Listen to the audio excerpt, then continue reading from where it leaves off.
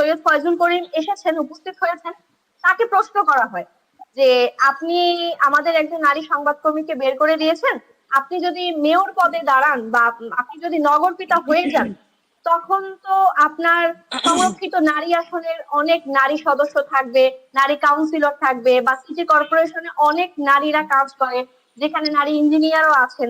তাহলে তাদের সাথে কি আপনি কোনো ধরনের কোনো বৈঠক করবেন না, বা তাদেরকে কি আপনি এখান থেকে বের করে দিবেন? উনি এই বিষয়ে কোনো মন্তব্য করেননি।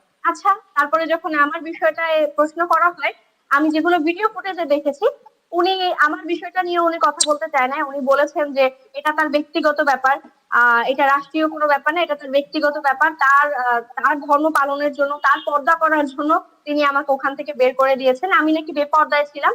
তো এখন আমার প্রশ্ন হচ্ছে যে আমি যদি কোনো ধরনের কোনো অশ্লীল পোশাক বা কুরুচিপূর্ণ পোশাক পরতাম বা কুরুচিপূর্ণ অঙ্গভঙ্গি করতাম, তাহলে তারা আমাকে দিয়ে বলতে পারতো যে আপা, আপনি তো সাংবাদিক, আপনার যাতে শালীন পোশাক পরে আসা উচিত ছিল।